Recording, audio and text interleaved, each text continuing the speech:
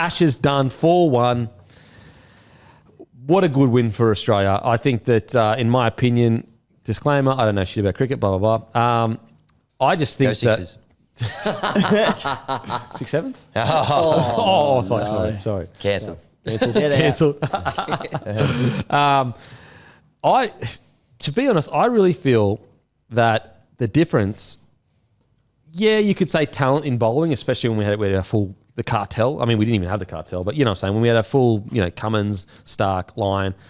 But I just think that Australia are much smarter at cricket, way more mentally tough, and have way higher standards. That honestly, I think that's the difference. And I think the fielding is a really good example of that. Our fielding, there is talent in fielding for sure. There's talent, but a lot of it I'd assume is drilling and drilling and drilling and drilling and drilling. Their fielding was diabolical. Well, interesting point. I don't know if you're getting to it, but Brendan McCullum was interviewed by Nasser Hussain straight after the... Couldn't get one. Couldn't get a fielding coach, apparently. Yeah. Are you... Bro, he said there's too much franchise cricket happening. Pull the other leg while you're there. We couldn't afford one. What are we talking about? Bro. What do we actually do? One of the best resource cricket teams, cricket boards in the world, they couldn't afford... The national team couldn't afford a fucking catching coach before the Ashes. Bro, what are we talking about here? Yeah. Listen, I know they pay a lot of money in the IPL or whatever, but it's a national side. You can't... Okay, here's an extra 100K or two. Yeah. God, bro. That just shows you how unserious they are. I mean, that shows you. Looking at the big money, IPL's also 2 months max. Yeah. You can't tell me that, someone in the SAT 20 at the moment is... Honestly. Got more cash in the bank. Well, maybe they do actually. They're owned by a lot of Indians. They've just been laughable all summer. And we've obviously got this natural Aussie bias, but they've genuinely been... They've been arrogant and so stubborn with... It keeps coming up, but it is BazBall and it's impossible not to talk about it because...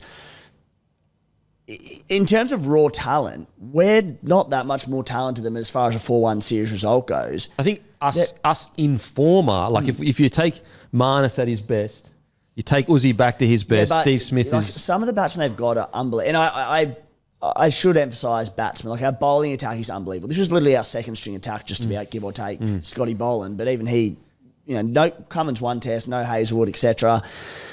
They're batsmen.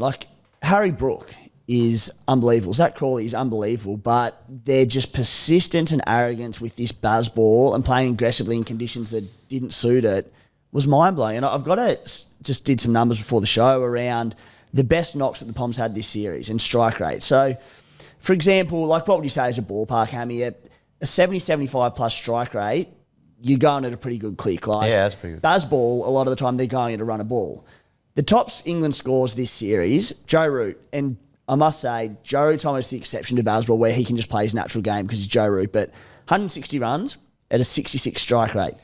Joe Root, 138 runs at a 66 strike rate. Jacob Bethel. Root 66. Jacob Bethel, who's an aggressive natured batsman, his 154 was at a strike rate of 58. Next on the list, Zach Crawley, another aggressive batsman who plays BazBall. The one innings he reined it in, he scored 85 at a strike rate of 56. Ben Stokes, top scorer of the series. 83 runs at a strike rate of 41. There's proof in the pudding that every time they shelved BazBall, they had results. Yeah, they're a victim of their own. We're doing BazBall for 3 years, to the exclusion of everything else. And then they got about halfway through this series, and then Stokes, he was like, actually, I'm not going to do BazBall anymore. I'm just going to put my head over it. Yeah. But I'm going to leave all these other people who I've been telling for 3 years, you must play this style of cricket. How confused must they have been? And you can't get into the England Test team or most Test teams if you're a shit cricketer. It just doesn't work that way. These guys are good players, but they must just have been so scrambled. Imagine Ollie Pope. Ollie Pope is a great example. He's been a great player at times. But I look at a guy like Jamie Smith, who's played some great knocks over in England and prodigiously talented with the bat in county cricket. But some of the shots he was playing, they just straight away they go, there's 5 guys on the fence, and every time he just keep playing the pull. And then the shot that he played to Marnus, that's goated. That just summed it all up to me. So many of these guys, and I don't know, Bethel, he kind of came in when the series was already gone. Maybe the pressure's off a little bit there, but the way that he was able to kind of come in and go, you can actually just kind of play a little bit more conventionally. And They've got some good cricketers there, but it's going to be interesting to see. Like, there's a few guys who need a bit of a spell. They might bring in a few more defensive guys. Dom Sibley, who's had about 8 years out of the side, he's a guy that might come back in. But there's going to be some change here. I wouldn't be surprised if McCullum gets the arse. So he was quoted saying he will not be told what to do. I don't. That's not going to fly. And it's really interesting the timing of some of the stories. Harry Brook being out on the pitch the night before. And like, it's almost as soon as they'd finished chatting to all the media out on the field, that story came out from 6 weeks ago when they were in New Zealand. Like, why didn't that come out then? It already looks like they're setting him up to go, you can't control your players. They've got to, they party too much. They don't play enough cricket. And your style has been proven that it won't stand up against the best teams. I tell you what, your captain getting on the beers the night before representing his country is outrageous behaviour and a reflection of why they are nowhere near the top tier in cricket.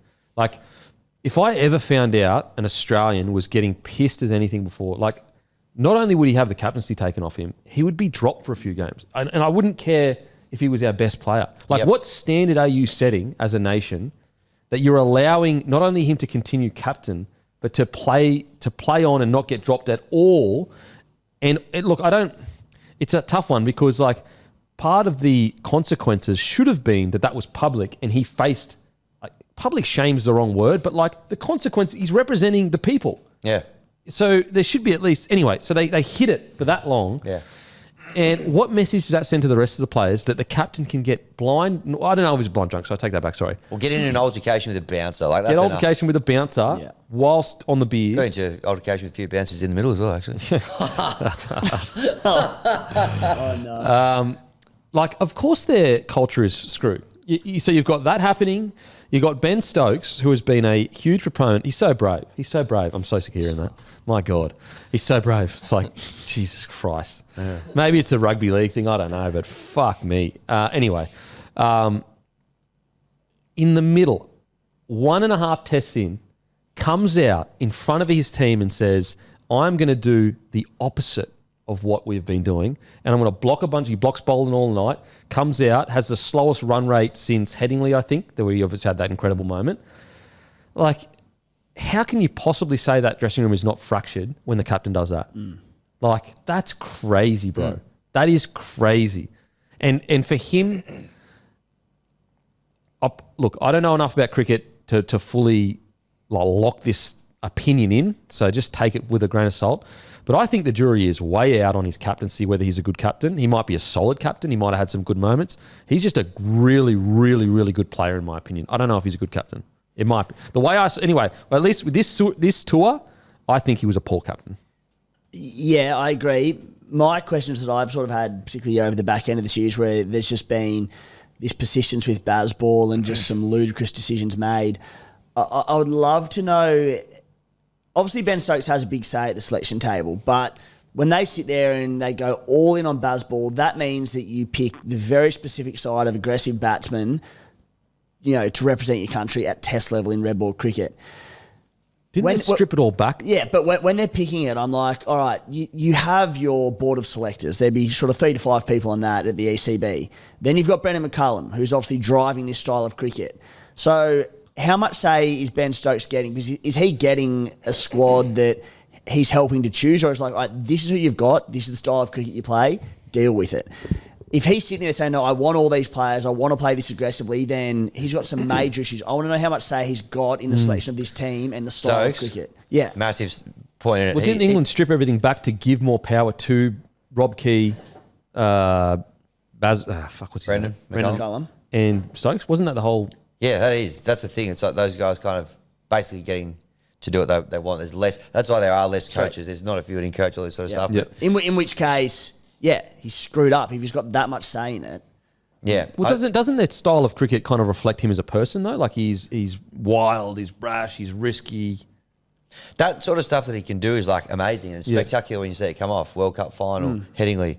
There'd be other examples, but that's not a sustainable way. Like you can't play like that every time. And like, not everyone can do that. Or in my opinion anyway. So it'll be interesting. There'll be a huge review happen. It sounds like over there, even the county game and the national team are just poles apart. Darren Lehman got interviewed. He's a county, the coach of one of the county sides at the moment. He goes, I haven't spoken to a selector or seen a selector at a game in like 2 seasons over there. And they're picking people who aren't even playing in that, that's like picking players that aren't playing Sheffield Shield, just picking them on white ball tournament form. So, look, it feels like the whole thing, it was fun for a while, worked for a bit, teams worked it out, feels like it's done now. And unfortunately, I know, McCullum's like, I could probably adapt or whatever, but I feel like they've probably just got to start with a bit of a clean slate there. But also around this style and all that, like Ben Stokes, he'll clearly go down as an England great, one of the best of all time. Bloody good player. Can do it with bat and ball, and that's all fine. But like, since BazBall's come in, they've created some of the biggest roads you'll ever play on over in England. Brilliant batting conditions to suit their style of play. Like, you have just 34 with the bat. Like, that is 15 in the early 2000s. I know the game's changed. Don't get me wrong. Like, I'm comparing it to some degree apples with oranges, but like that wouldn't get you a start in the New South Wales state side, like a 34 average. So it's like, to think that it has to be based around him and what he wants and his style of cricket, it's like, well, I just don't know. So I mean, even when. Is it the Harry Smith shot? Was it Harry Smith? What's his name? Jamie Smith. Jamie Smith shot. But sorry, Harry Brook. I think is it the what's his name? Nasser? Yeah. He was questioning him about, I think it was Harry Brook. And I just think this typifies like where England are at. He immediately, Brendan McCullum immediately went, not too defensive, but he was like, shot selection wasn't that great for this Ashes series, but mate, he averages, I think it was like 44 or something. No, 55, I think 55 in Test cricket. And I said, that's the problem right there. Yeah. That's the problem right there. Because what you're saying is like, because he already is this good, he shouldn't be better. Instead of saying, that's good for everyone else. This guy is more talent. He should be averaging 60. Or, you know what I'm saying? Like, by putting a cap on him by saying, well, compared to everyone else, his average is quite good at Test cricket. Therefore, I'm almost excusing those stupid shots because his average is pretty good. It's like, how about we have both? Have the gun average and don't excuse the dumb shots. Like, I just that mindset of like, there are so many moments in that game, and stats aren't everything, because it's like, it's one thing to have a relatively good average, but when I think Cam Green's a perfect example of this. When you actually look at his stats, they're okay. They're okay. But when you look at the moments that he has, where you just like, you need to win this moment. And that's that, mate. Like, I generally don't think the gap between the talent in these two sides was as big as a 4-1 series reflects. It was just the way they played. And like, you talk about that moment of Jamie Smith where Marnus comes out and he gets a half tracker and he hauls out to, was it deep cover or something, where we had a man. And then I can't remember if it was just before that or just after that, but Will Jacks, who, been in some pretty decent touch. And his second ball of his innings, he hauls out to cow corner, and it's like, this is at a position where they fought their way back into the match, they put pressure back on us, and they just went bang, bang like that, and he went, thank you. Another 50 or 60 runs there, and they could have won the game. Massive difference. I will say Bethel looks fucking unbelievable. He is, and the fact that he hadn't scored a first-class century before that one, I was like, how's that? I guess he hasn't played that much first-class cricket, he's been playing T20s everywhere, but that guy's a freak, looks seriously good. And he's probably benefited from last year. He couldn't make it back to England for a test that against Zimbabwe because he stayed in India in the IPL with Royal Challengers Bangalore, Kohli's team. So he's like learning off guys like Kohli and, all that sort of stuff is obviously at such a young age to set him up really well to... Yep. Next time they're out here, he could be the captain. He's already captain the white ball team, but he looks like a serious player. Okay, Australia. Head. Unbelievable. Yep. Interesting. Everything's already been said about Head, what he's done. And also his putt after the Ashes is out. Did you see that? Unbelievable. Like, and what about seriously. Starkey hitting a hole in one as well? Oh, my God. They might boys want to are be great on. all the time. The boys one are, of the great heaters, those boys. Holy heckers. But yeah, Head outstanding. I guess the question is that the Weatherald individually, did he have a good enough series to lock that spot down? Probably not. But I don't know, there's something about the vibe between him and Head that I don't actually mind. Boys, what do you think? He had an okay series. He looked decent at times, but he's a long way from having locked himself in at the top of the order. Is like, okay, put it this way. If the pairing didn't feel so right, I probably would say maybe bring someone else in. I know what you're saying. The dynamic felt good. The way their styles seemed to contrast each other nicely enough. But at the end of the day, runs are currency. You still need runs to keep yourself in the Australian cricket team. Yeah, okay. Yeah, I felt like started well, 70-odd. Had a couple of good partnerships with Head. I'll accept that. Started getting out a similar way a lot. When they started banging it in short at him, felt like he struggled a little bit with, especially some of the quicker kind of guys. I feel like it's because he's so low.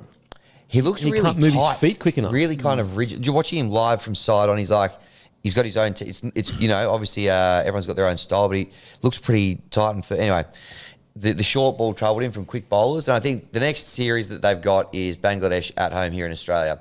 That he's not going to get too many guys banging it into him. Then after that, they go to South Africa, where they're the current, like they beat us in the Test Championship final. They got some quick guys who are going to bang it in and ask a few questions. You know, he'll need a very prosperous end of the Shield season, I think, to get a start. The guy I like who's kind of sniffing around and has been there before is Matt Renshaw.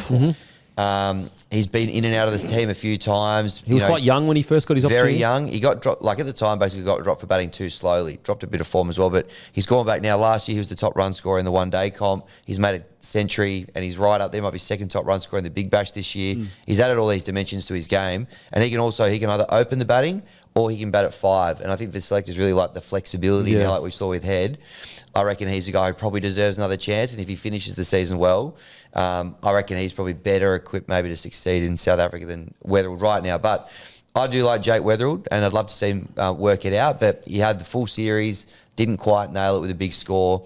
So, yeah, it's definitely, he hasn't locked that spot down. So it's Bancroft, did you say? No, Renshaw. No, Renshaw. Is there a concern with Renshaw, and this might be a really, really silly question, you talked about that, you know, he kind of got dropped maybe for batting too slow. The reason I think the vibe of Head and Weatherald is good is because they are quite aggressive. Like they get the run rate going, they get it moving. Yeah. I see your point. I think Renshaw's got that club in the bag now, though. He can keep it moving. He's developed into a very good T20 player, which was never really in his repertoire early on in his career. Like, he's one of the better T20 bats in the country now, and certainly for the Heat. But the other thing is, mate, I think any argument of being too slow, I don't think he'd have that anymore, to be fair. That was just early on in his career. But him and Travis Head at the top of the order, if he comes in, he can bat as slow as he wants. Because when Travis Head's there taking the pressure off and letting the lid off a little bit, I think they can actually complement each other beautifully. Well, they actually picked him in the one-day side for the first time for that India series leading into the Test summer, and he made 2 or 3 scores over 50, looked pretty good and moved along at a run of ball. So, yeah, I don't know. I'm a big Renshaw fan. Love to see him. And I think even like maybe they give him a chance around Bangladesh and all of that, but he's obviously gone down to the more middle order. Like, he started his career as an out-and-out opener, and he's sort of batted more 4-5 in recent years. But if they get a bit of Shield cricket into him start of next summer as an opener and just see what he does, but I'm with you, mate. He's class. All right, Cam Green. See ya, for the time being. Could you carry, if you're going to carry 4 seamers, carry him as just a pure batsman? No. He's gone no matter what. He's not the best 6 batters at the moment. No, he'll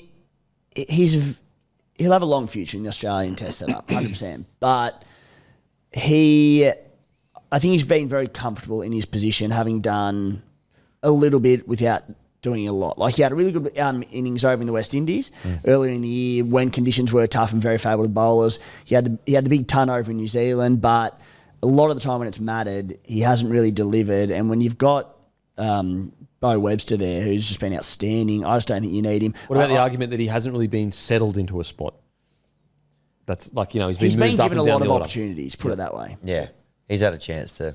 Yeah, I'm playing devil's advocate because I actually would have dropped him after his performance in the 4th Test. Yeah, I thought that I understand the potential and all that, what's good for the future, and I get that, but it has to be a certain standard. And I get, like, if you look at his stats and everything, but it's the moments that matter. If you actually watch, like, if we're just going to go off stats, like, you may as well not even watch the cricket. Just look at the bloody stats and select your side. And statistically, Bo Webster in Test cricket at the moment is, I think, he's better. I thought Webster was hard done by at the start of the series, and he came in and proved in the back end. You know, whether or not that would have been at the expense of Cam Green, probably not. Like, Green was always going to be there early in the series, but as it went on, and Green didn't take any of his opportunities. But, like, not only did he not take his opportunities, he made mistakes. Yeah. That's the. And he just looked. I mean, he was not out at the end of the test in a tricky run chase, but there's 3 or 4 times where he nearly ran himself and Alex Carey out. Like they were just. He just struck me as a guy very kind of unsettled in his thinking and whatever. I'll be honest with you. I actually think that, and maybe it hasn't come from internally, but to my understanding, it has. Like they've almost done him a disservice by talking him up so much. 100%. Like, you know what I mean? Like, yeah. If they had just been like, yeah, solid young fella, we're going to try and bring him through. And mate, he's one of the most hyped sportsmen I've ever seen to have not actually done that much. It's all been on hype. To your point, that's not his fault. Like, he's not the one wrapping himself in that. He's a very good T20 player because he's so good with both bat and ball and has this all-round role, and he can hit a big ball and he can bowl a good line, and that's why the T20 franchises, the IPL franchises, come to him with $4 million. But I think a lot of that hype then comes onto the test scene. It's like, it's a different game. Yeah. So we'll see what happens there. All right, boys, just quickly. Going to sound silly because we obviously won 4-1. Does Australia have a batting problem? Because a lot of people go, oh, look at that last test. We scored, 500 or whatever in the first one. And then, I know the second one we almost collapsed and lost it, but not almost lost it, but you know what I'm saying. The only argument I'd have against that is, what did we learn new? We got Travis Head in raging hot form, and Smith, who's essentially the GOAT, did their damn thing. Everyone else continued to have... Uzi's gone now.